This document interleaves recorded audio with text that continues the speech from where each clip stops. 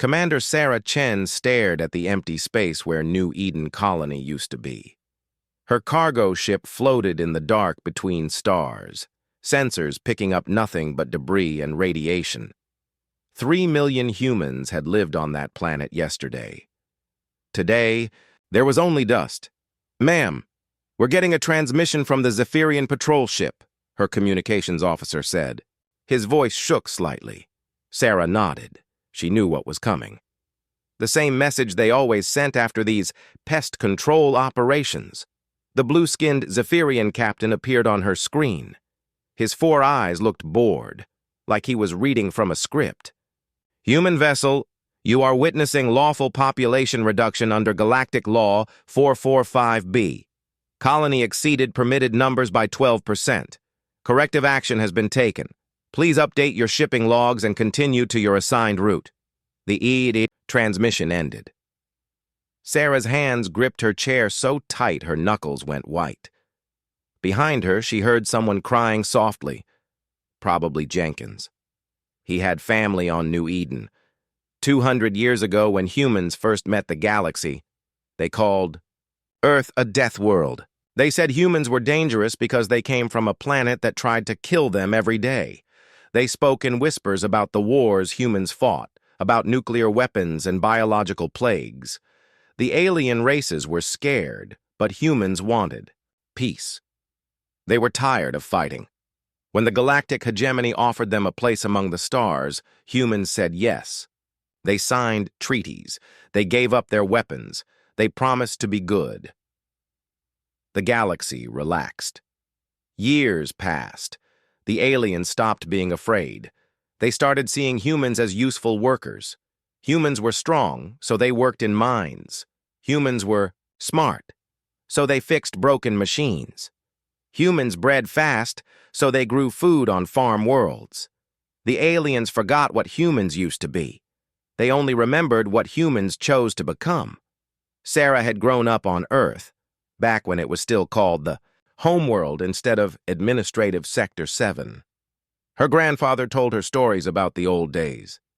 About wars between nations that lasted years, about weapons that could crack continents, about humans who never surrendered, no matter how badly they were losing. The aliens thought those stories were just myths now. Sarah turned to her crew. "Send a message to Earth. Tell them what happened here." "Ma'am," her navigation officer said quietly, "Earth Command will just file another protest. The hegemony will ignore it like they always do." "Send it anyway," Sarah said. On Earth, in a bunker buried deep under the Rocky Mountains, an old man received Sarah's message. Admiral Marcus Webb was 93 years old. He was the last living member of the Terran Defense Corps, the military. Force humans had disbanded when they joined the galaxy. Webb read the report 3 times. New Eden, 3 million people, gone. He walked slowly to a wall covered in dust sheets. With shaking hands, he pulled the sheets away. Underneath were star charts, weapon schematics, and ship designs. Technology the aliens had made humans promise, never to use again. Webb pressed a button on an old communication device. Across the solar system, similar devices came to life in other hidden bunkers. Old soldiers, retired engineers, and forgotten scientists looked up from their quiet lives. "This is Admiral Webb," he said into the microphone. "Authorization code Prometheus 77 Alpha. All units report for duty."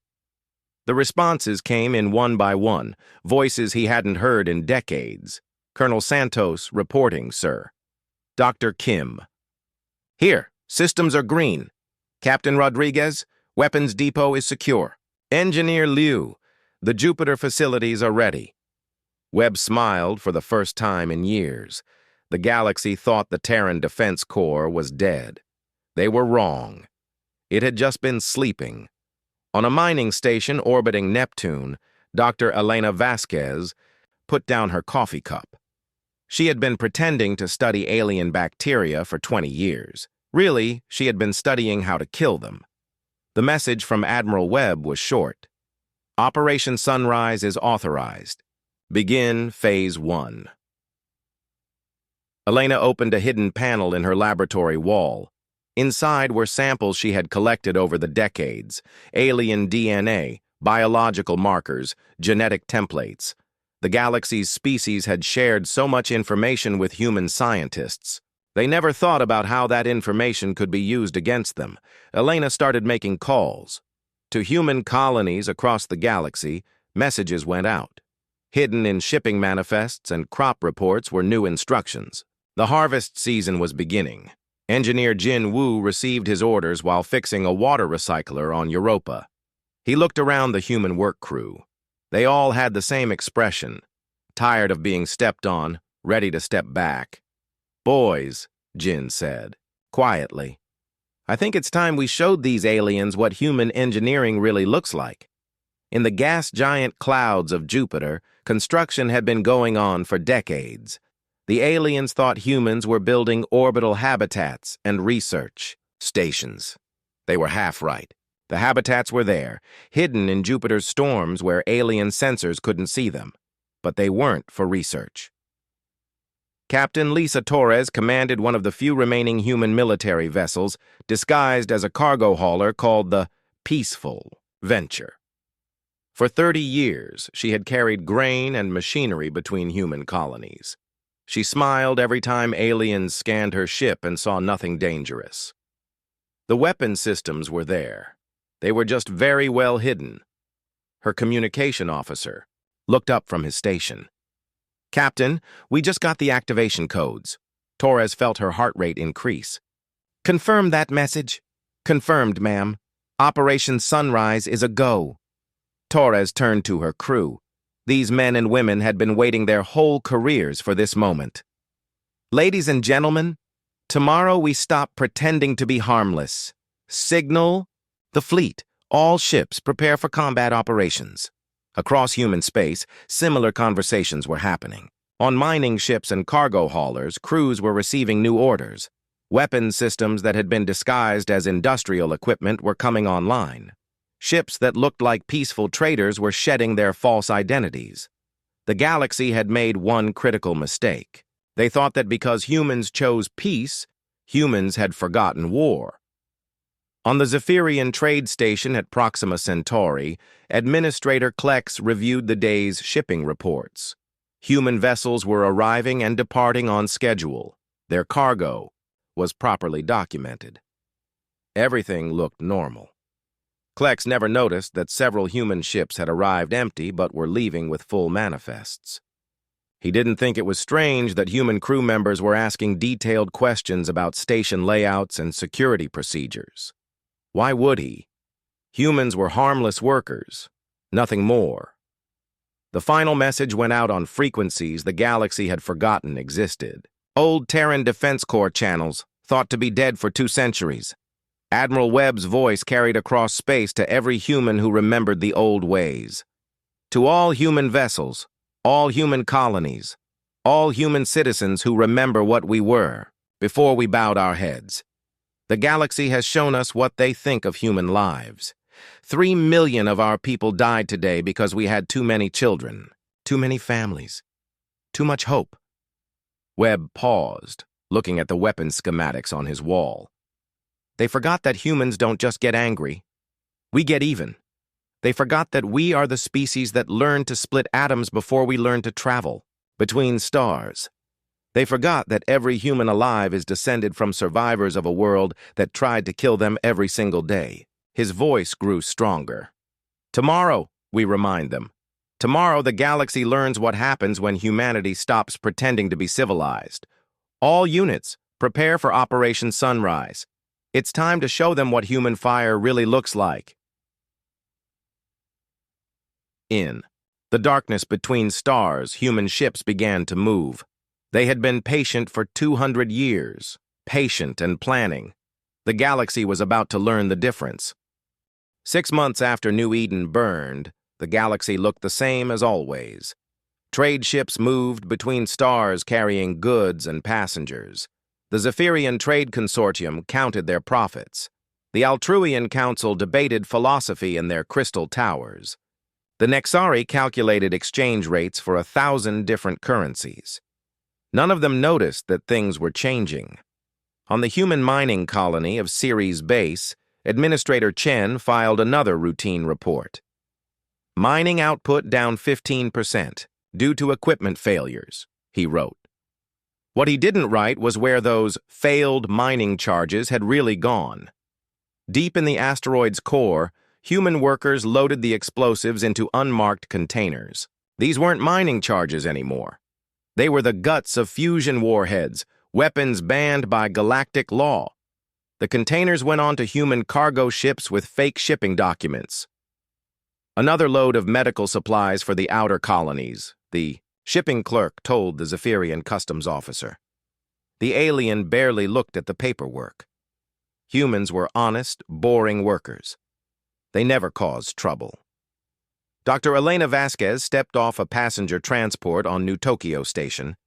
Her identification said she was a crop specialist traveling to help human farming colonies improve their harvests. The bio-containers in her luggage were marked as seed samples. They contained something much more deadly. Elena had spent decades studying alien biology. She knew how Zephyrian nervous systems worked, how Altruian blood carried oxygen, what chemicals could make Nexari crystal formations crack and shatter. The samples in her luggage were her life's work. Purpose of visit? The Nexari security officer asked in its clicking language. Agricultural consultation, Elena replied with a tired smile. Boring stuff. You know how it is. The alien waved her through. Humans were always doing boring work. Elena met her contact at a small restaurant in the station's human quarter. Dr. Michael Park looked like any other human colonist. Tired, underpaid, struggling to make a living in alien space. How many facilities do we have ready? Elena asked quietly.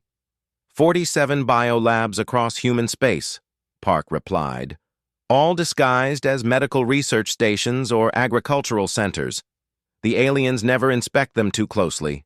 Elena nodded. Good. Begin production immediately. I want weapons ready for every target species. What about field testing? Elena's expression went cold. We tested them on Kepler 442b, remember? 3 million test subjects. Results were conclusive. On Europa, engineer Jin Wu stood in the construction bay of what looked like a simple orbital shipyard. Around him, human workers welded hull plates and installed engine components. To any alien observer, they were building another cargo hauler. The alien observers were very wrong. How many more until we reach full strength? Jin asked his foreman. 12 ships to finish this batch, the man replied. Then we start on the heavy cruisers hidden in Saturn's rings. Jin walked over to inspect their latest creation. The ship looked exactly like a standard human cargo vessel from the outside. Inside, it was pure war machine. Fusion torpedo tubes disguised as cargo bays. Military-grade shields hidden behind civilian hull plating. Weapons that could crack planets painted to look like mining equipment. The Prometheus-class ships are ready for deployment, Jin said into his secure communicator. Waiting for orders. Captain, Lisa Torres received similar reports from across human space. Her network of hidden military vessels was growing daily. Cargo ships that were really destroyers, mining barges that carried enough firepower to level cities, passenger transports with stealth systems that could make them invisible to alien sensors. The galaxy thought humans had 300 civilian vessels scattered across known space. They were right about the number. They were completely wrong about civilian. Ma'am, her intelligence officer reported, we've confirmed patrol routes for 17 major alien military installations. Their security is focused on external threats. They're not watching human ships at all. Torres smiled grimly. Why would they? We're just harmless cargo haulers. Admiral Webb reviewed the reports flowing in from across human space. Operation Sunrise was proceeding ahead of schedule. The galaxy's aliens continued their daily routines, completely unaware that humanity was preparing for war. But Webb knew the most dangerous part was yet to come. Hiding weapons and building ships was easy compared to what came next. Humans had to coordinate attacks across dozens of star systems simultaneously. They had to strike hard enough to cripple alien military, response before it could organize. Most importantly, they had to do it all without the aliens realizing what was coming until it was too late. "Colonel Santos," Webb said into his communicator. "Status report on intelligence gathering." Santos's voice crackled back through space. "We've got complete military assessments on all major hegemony installations. Humans have been working maintenance on their ships for decades, sir. We know exactly where their weak points are. And their fleet movements? Tracked and predicted. The Zephyrians follow the same trade routes every month. The Altruians keep their patrol ships in defensive formations around their home systems. The Nexari concentrate their forces at economic centers." Webb nodded. The aliens' predictability would be their downfall. They had grown comfortable with peace. They had forgotten that war required constant vigilance. Dr. Kim's voice joined the conversation from her hidden laboratory on Mars. "Admiral, the cyber warfare packages are ready for deployment. Once we activate them, alien communication networks will be completely compromised. Time frame for implementation? We can have viruses in their systems within hours of getting the go signal. They'll never see it coming." Webb looked at the tactical displays showing alien fleet positions across the galaxy. Red dots marked hegemony military bases. Blue dots showed human civilian vessels currently in position near those bases. When Operation Sunrise began, those blue dots would reveal their true nature. The timing had to be perfect. 17 star systems, 43 military targets, all hit simultaneously. If even one alien installation managed to send a warning, the galaxy would mobilize against humanity before the humans could complete their mission. On the human agricultural world of New Harvest, Farmer Mary Johnson walked through fields of grain that fed half the Altruian Council worlds. Her crops were growing well, she reported to the alien agricultural inspectors. Healthy and abundant. She didn't mention the hidden missile silos disguised as grain storage facilities, or the fact that her farming equipment included surface-to-orbit weapon systems. The Altruians saw peaceful farmers growing their food. They never imagined those same farmers were preparing to burn their cities. "Mrs. Johnson," one of the Altruian inspectors said in his melodious voice, "your efficiency continues to improve. The Council is very pleased with human agricultural output." Mary smiled and nodded. "We live to serve?" The alien walked away, satisfied. Behind him, Mary activated a hidden communicator. "Harvest Control, this is Silo 7. Crops are ready for collection." Across the galaxy, human colonies were reporting similar readiness. Mining worlds had become weapons factories. Agricultural planets concealed military bases. Research stations had been converted into intelligence centers. The aliens saw what they expected to see. Humans working hard at boring jobs, keeping their heads down, causing no trouble. They didn't see the weapons being moved into position. They didn't notice the military communications networks activating across human space. They missed the subtle changes in human behavior as centuries of suppressed anger began to surface. Engineer Torres completed her final system check on the disguised warship Peaceful Venture. Every component was functioning perfectly. Weapon systems showed green across the board. Her crew was ready. "Captain," her tactical officer reported, "we've received targeting data for the Proxima Centauri trade hub. 8 million aliens aboard. Minimal military escort." Torres felt a cold satisfaction. Proxima Centauri was where the Zephyrians had first demonstrated their power over humanity, where they had forced human representatives to sign the treaties that turned humans into servants. Soon, it would be where humanity announced its return to the galaxy. Admiral Webb's final message went out on the hidden frequencies that connected every human military unit across space. The message was simple, but it carried the weight of 2 centuries of suppressed fury. "All units, this is Admiral Webb. Operation Sunrise commences in 72 hours. For New Eden, for every human child who died because we weren't allowed, to defend ourselves, for everyone who forgot that humans don't forgive and we don't forget." The countdown began. In 72 hours, the galaxy would discover that humanity's greatest weapon wasn't their technology or their numbers. It was their patience. And their patience had finally run out. The attack began at exactly 0300 Galactic Standard Time across 17 star systems.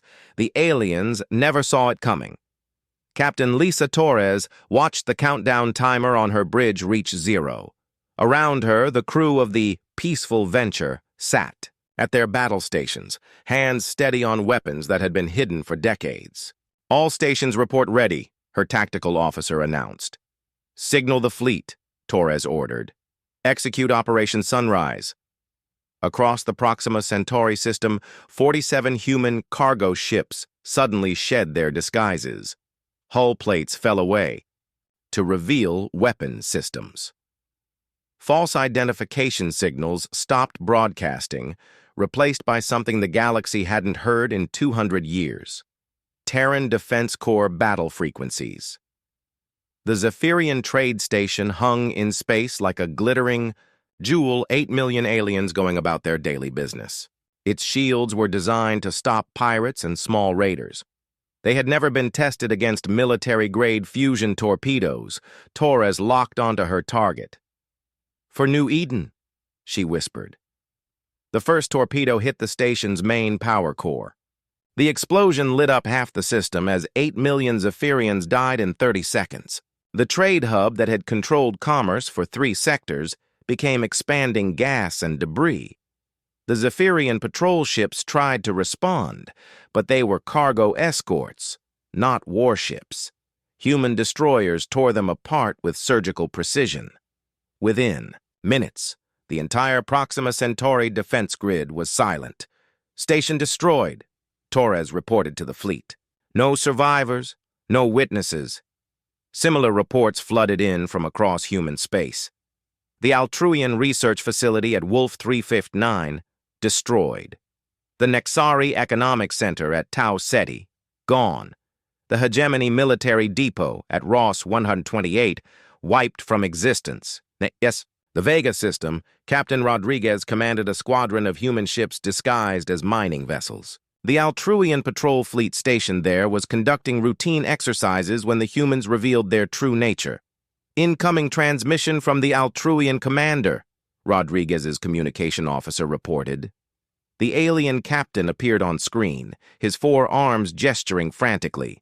"Human vessels, what is the meaning of this aggressive posture? We demand immediate explanation." Rodriguez's response was broadcast on all frequencies. "This is Captain Rodriguez of the Terran Defense Corps. We are here to discuss New Eden."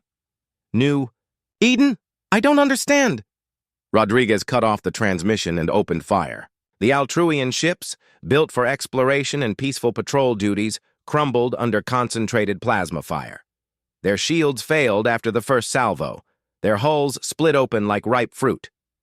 "Target the bridge sections first," Rodriguez ordered. His gunners. "I want their officers to see death coming." The Altruian fleet died without landing a single shot in return. But the most important target was the Hegemony Council Station at Alpha Centauri. Admiral Webb himself commanded the assault force aboard the dreadnought Retribution, a ship the aliens thought had been scrapped decades ago. The Council Station was a massive structure, home to the government that ruled 1,000 worlds. Its defenses were the strongest in known space, designed to withstand assault fleets and siege weapons. They weren't designed to withstand weapons that had been thought extinct. "Admiral," his tactical officer reported, "we're detecting massive energy signatures from the station. They're bringing their main defense grid online." Webb smiled coldly. "Too late. All ships execute Alpha Strike." The human fleet opened fire, with weapons the galaxy had banned 2 centuries ago. Planet crackers designed to split worlds, stellar torpedoes that could ignite stars, biological warheads that could sterilize entire systems. The Council Station's shields flared and died. Its hull cracked open in a dozen places. Atmosphere vented into space, carrying thousands of alien government officials into the void. "Incoming. Transmission from the station." Webb's communication officer announced. An elderly Zephyrian appeared on screen, his 4 eyes wide with terror. Admiral Webb, I remember you from the signing ceremonies. Surely we can discuss this like civilized beings. Civilized? Webb's voice carried across every communication frequency in the system. You want to discuss civilization? Let's talk about Kepler 4422b. 3 million human civilians, men, women, children, vaporized because they were inconvenient. The alien's face went pale. That was a legal population reduction under galactic law. Your laws, Webb interrupted. Your laws that humans never agreed to follow. Your laws that made us slaves in our own galaxy. The station shuddered as more human weapons found their target. Emergency lights flickered on the alien's face. We can negotiate, the Zephyrian pleaded. Terms, reparations, anything. Webb's expression never changed. For 2 centuries, you taught us patience. You taught us to be reasonable. You taught us to follow your rules and accept your judgment. Another explosion shook the station. The alien fell to his knees. Today, Webb continued, we stop being patient. Today, we show you what humans are like when we stop following your rules. He cut the transmission and turned to his weapons officer. Finish it. The final salvo cracked the council station in half.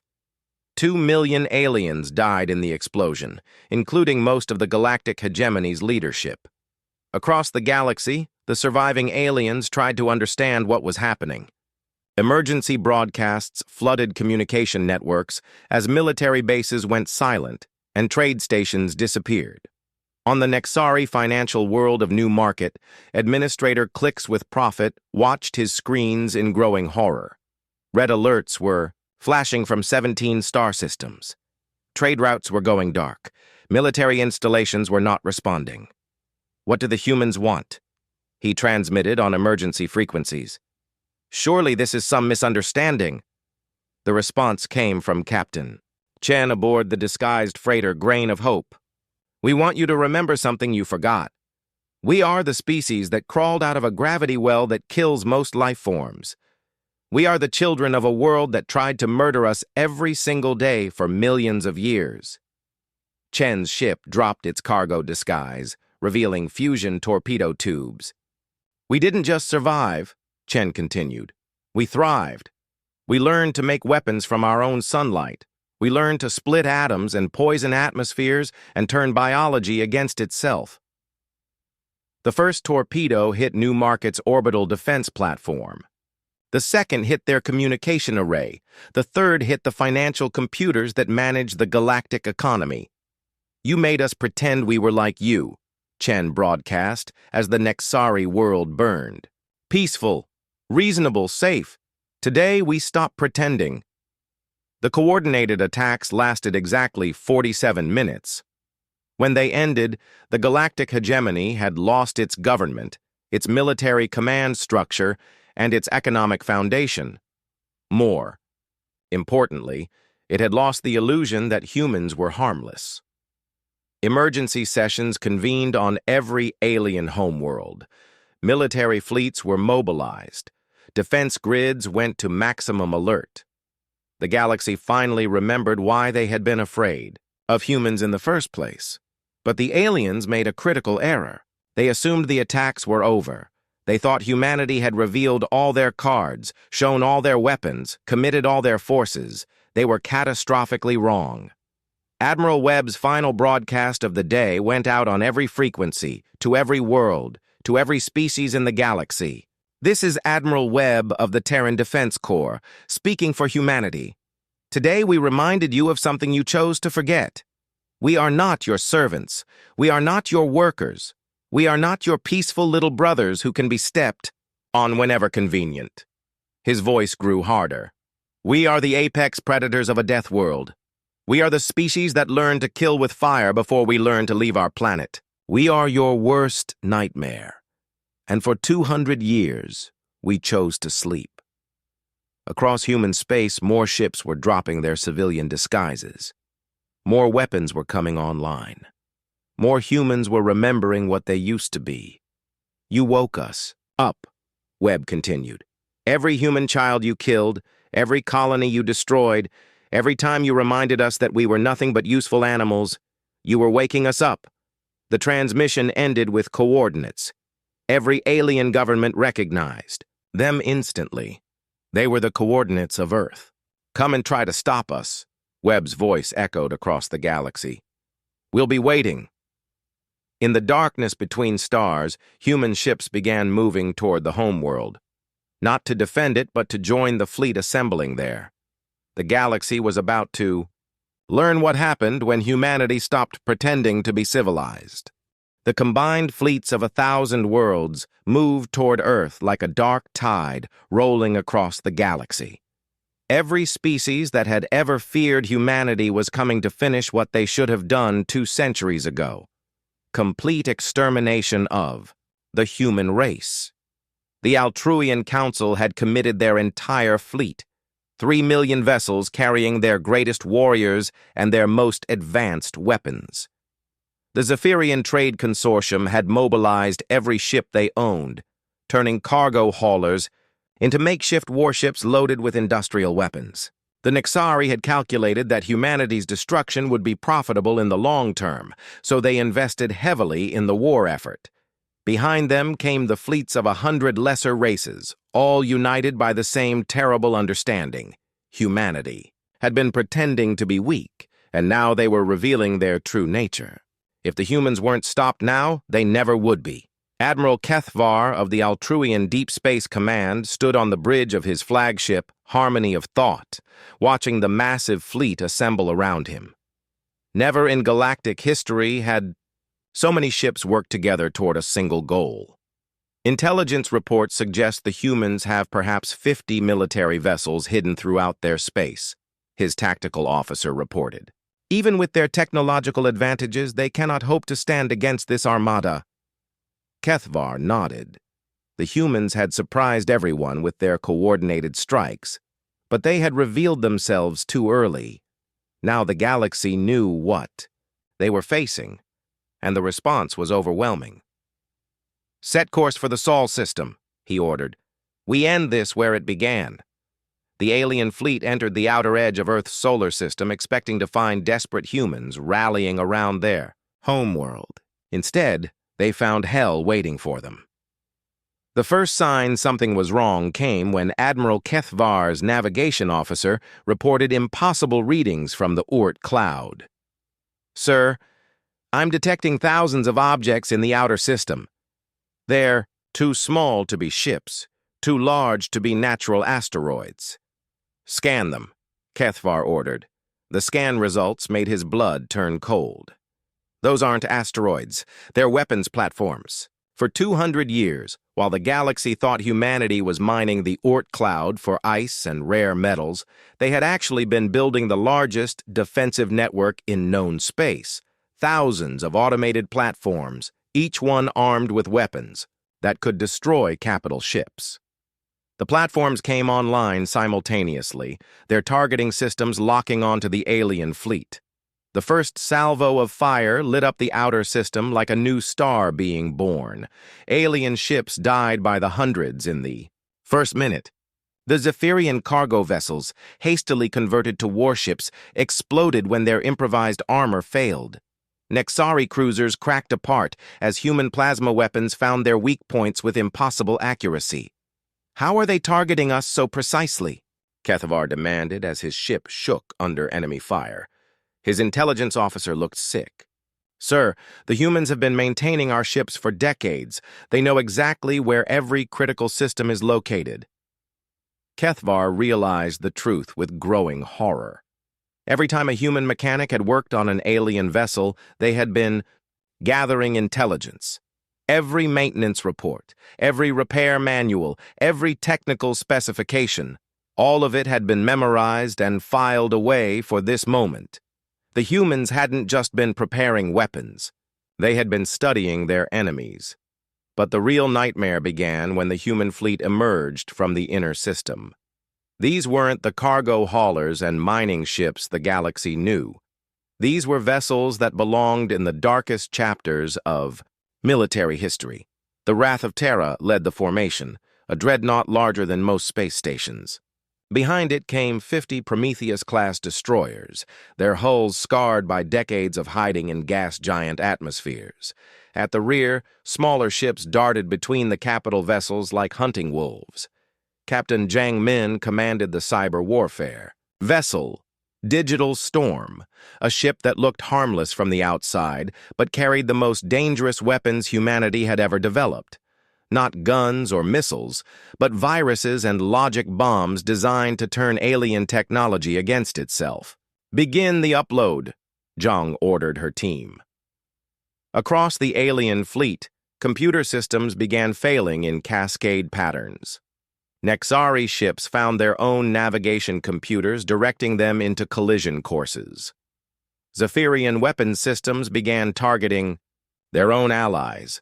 Altruian shields dropped without warning, leaving their ships defenseless. "We're locked out of our own systems!" Admiral Kethvar's tactical officer screamed. "Something is rewriting our command codes!" Kethvar watched in horror as his flagship's weapons turned toward the Altruian vessels around him. His own guns opened. "Fire on ships he was supposed to protect. Override the firing sequence." "I can't, sir. The system won't accept our commands." The human cyber attack was more sophisticated than anything the galaxy had imagined.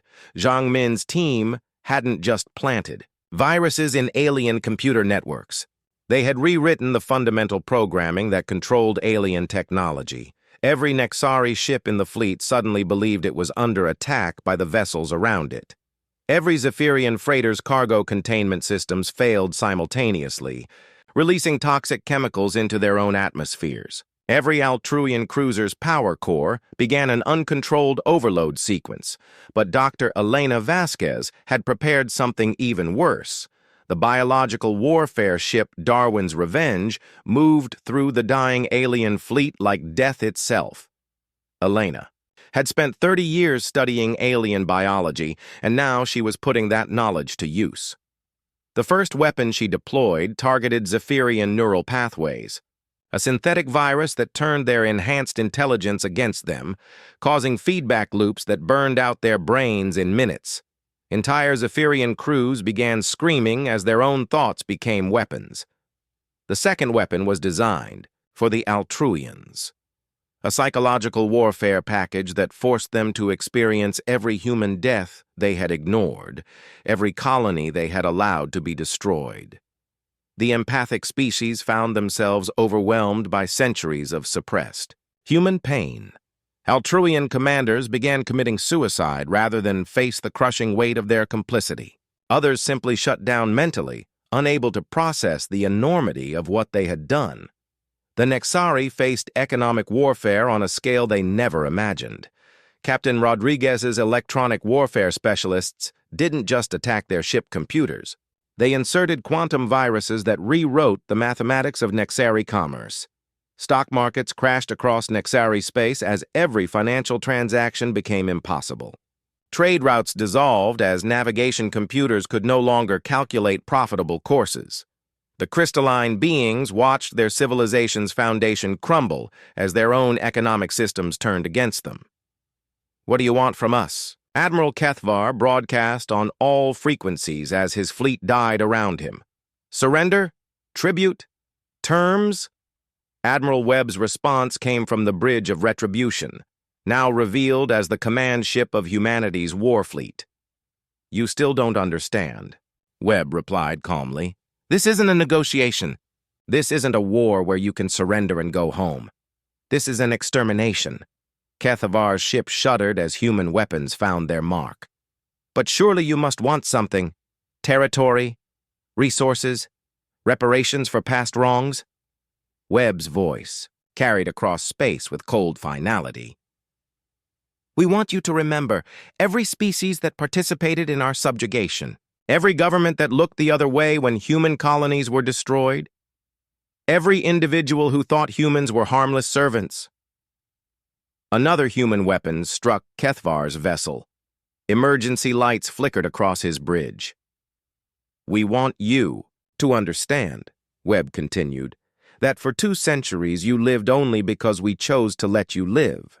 Today, we stop choosing mercy. The battle lasted 6 hours. When it ended, the combined fleets of 1,000 worlds had been reduced to debris and radiation. Of the 5 million alien vessels that had come to destroy humanity, fewer than 100. Thousands survived to limp home. But the humans weren't finished. As the surviving aliens fled, human ships followed them, not to pursue and destroy the survivors, but to carry a message to every world they came from. Captain Torres, aboard Peaceful Venture, caught up with a damaged Zephyrian cruiser near the edge of the system. Instead of destroying it, she opened a communication channel. "Zephyrian vessel, this is Captain Torres. You will return to your homeworld and deliver a message."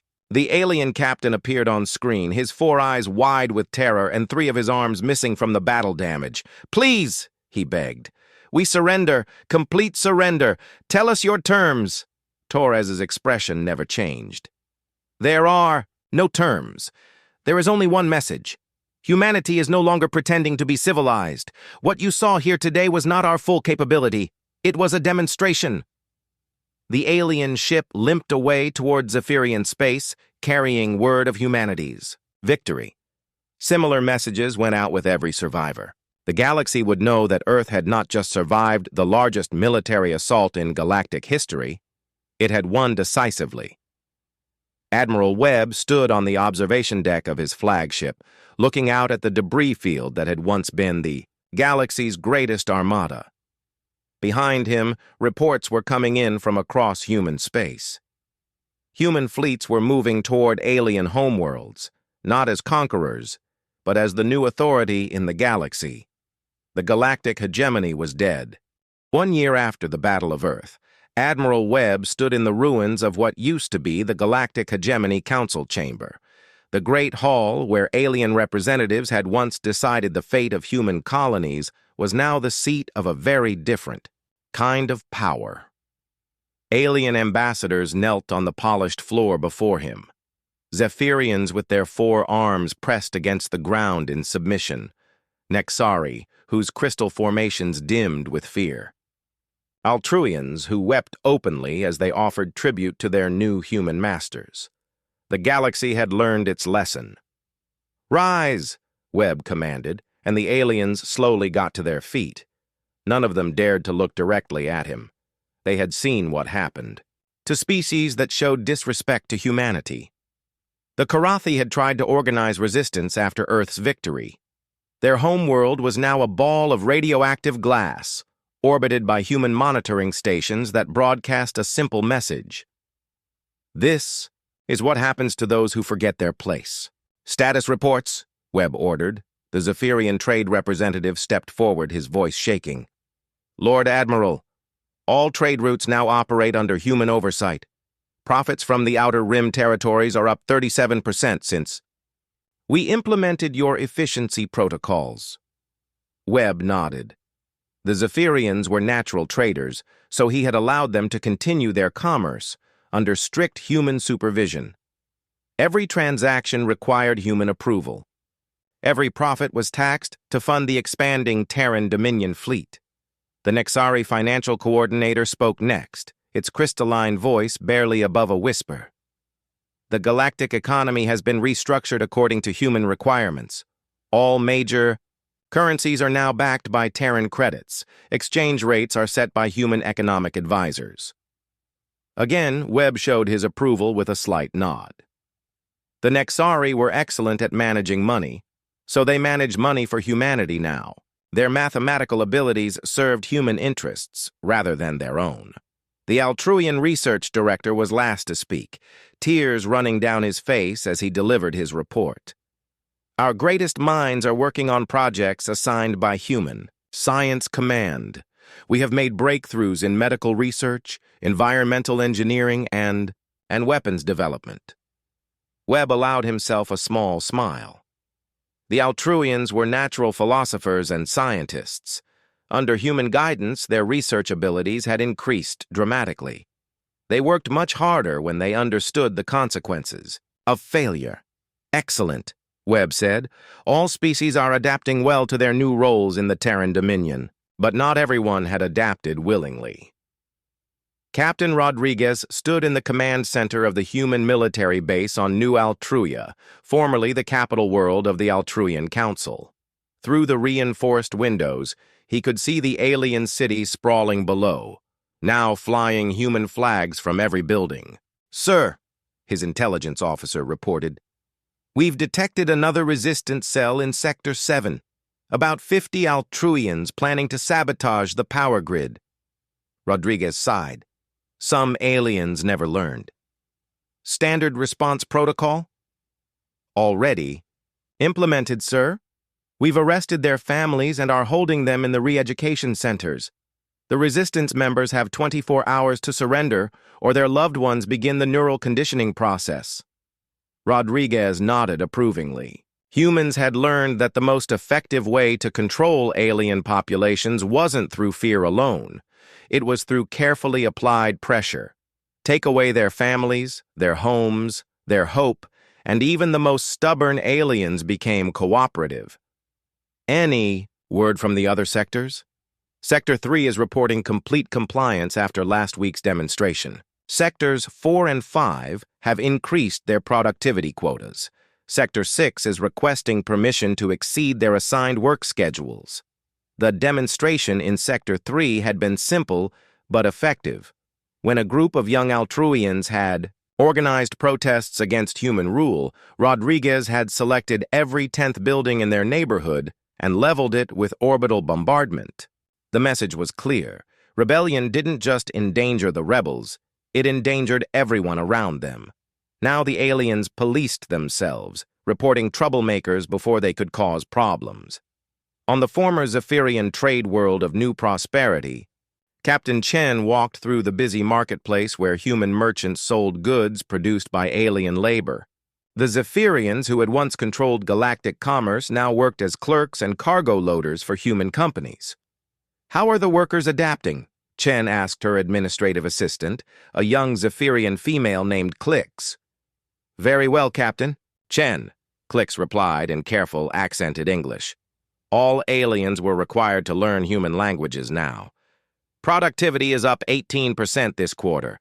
The workers appreciate the opportunity to serve human interests." Chen knew that last part was rehearsed. The aliens had learned to say what humans wanted to hear, but the productivity numbers were real, and that was what mattered. "Any disciplinary issues?" 3 workers were caught stealing food rations last week. "They have been sent for attitude adjustment." Chen nodded. Attitude adjustment was the polite term for the process that removed an alien's capacity for rebellion. The procedure left them functional as workers, but unable to think thoughts that went against human interests. It was more humane than execution and much more useful. Dr. Elena Vasquez had perfected the technique in her laboratory on Mars. A few carefully designed viruses could rewrite an alien's neural pathways, leaving them happy to serve their human masters. The process was irreversible, but Elena considered that a feature, not a flaw. "Doctor," her research assistant asked, "don't you ever feel guilty about what we're doing to them?" Elena looked up from her microscope, where she was examining brain tissue samples from a recently processed Altruian. "Guilty? For giving them purpose? For making them useful members of society instead of dangerous malcontents?" The assistant shifted uncomfortably. "But they used to be free. They had their own civilizations, their own cultures.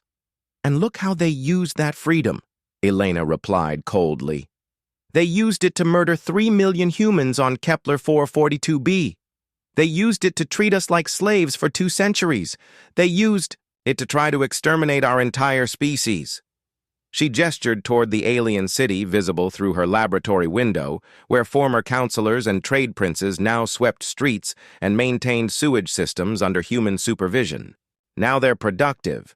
Now they contribute to galactic civilization instead of parasitically living off human labor. I call that progress.